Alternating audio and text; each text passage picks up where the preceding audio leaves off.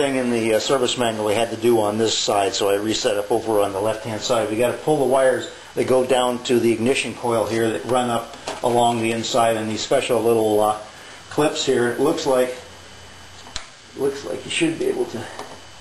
There we go. Push in the flap on the bottom one. There we go. And then they lift out. Okay. Got that in there, see? The Japanese guys gave me some extra pieces. I found a center pot, or one of the push pins, the center part came through, so I'm either they had an extra when they pushed in too hard or something's loose inside. I won't know until I get around to find it. But okay, we got that done, and so now I think we can pull this panel off. There's two big bolts back in here that look like they got about a 11 or 12 millimeter head on them.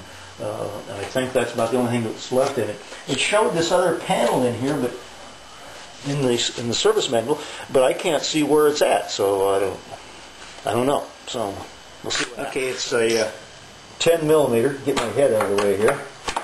Okay.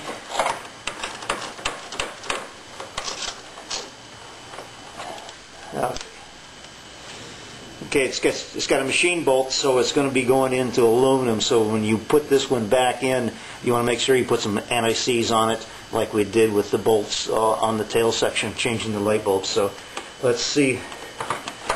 There's something more in here. Maybe we'll look back at the service manual and find out where that bolt is. Okay, I discovered what it is. On this bracket under here, I'm not certain what it is. I think it's a protector. It holds on the radiator by the looks of it. There's little push pins. You think they would just use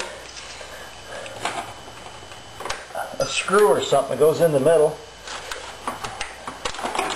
And there we go.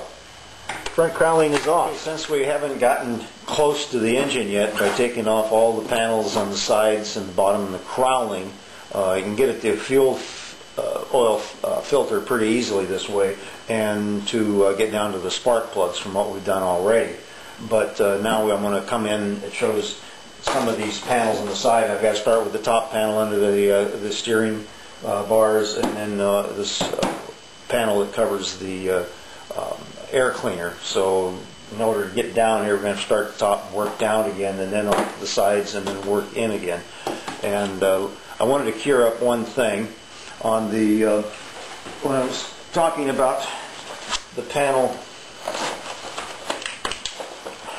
on the last two, about this number 5 that I couldn't find, and I was assuming that it was down around the cowling here, but actually number 5 is an extension of that side panel I was talking about, which they call in the manual number 6, which was the side panel that had the shouldered screw on it.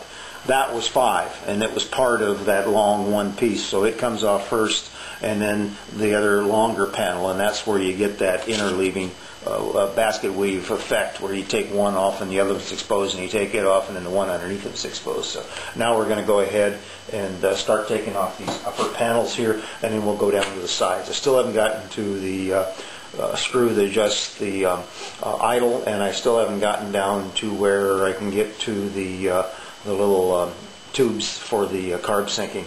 So let me reset the screw up on the other side, and we'll pull the one off here. And these take the larger of the 2 Allen wrenches, and the one down on the bottom here is anodized, a darker color, and it's a machine bolt, so it's easy to tell where it goes. It's the machine bolt, the black one, and it's down at the bottom. And so now we can, okay, I have to do a little prying to get that one off. So I got this panel off, and we'll go down and find where there's 2 screws here, and I think that's all there is that shows, and then this panel comes out, and hopefully we'll see a little bit more, and we'll get access to the air box under here. Well, I have never worked on something before that whenever you take a part off, it feels like you're actually going to break the thing. You pull the screws out, and then that's half the battle. This little piece has got several of these little tangs around the side and the little snaps that fit into these slots here. And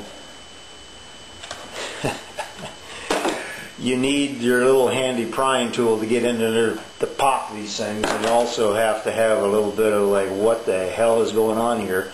Hopefully this will help you. You won't be blind as to what's going on. So you kind of have to pop off one side in the middle and then work it out to the edges, and then until it comes free, and then put something underneath of it so it can't go back into place as you work on the other one. So that's out of there now, and I can see a little bit more of the engine. Okay, the air filter's right in here. It's got 4 screws that hold the cap on, and then you pull out the filter underneath there. So let's do something. Okay, I got access down into the top, and I can see the little rubber covers over the nipples or the pipes that go into this carb sync balancer, but I still can't get down to the little screw that for the adjusting the idle. So I'm going to take this panel off. There's one screw, and you go back to the little Allen wrench. There's one screw under the right hand side passenger foot peg. So you just pull the foot peg down and it's under there, and then you got the 2 up here.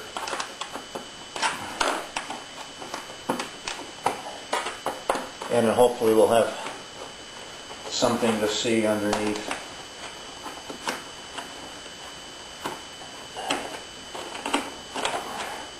I might even take this panel off. It looks like it'll come off in one piece.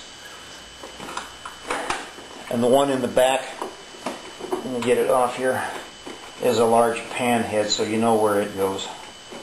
It won't fit up here in the other one. So you got 2 normal size screws, and then you got the 1 pan head size screw. So, let's see if this little rascal comes out.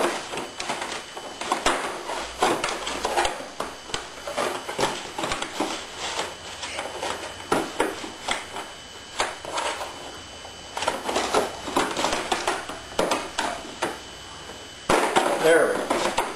Boy, this thing is handy. Okay, there we got that panel off, and I still can't see where that screw is to adjust the idle.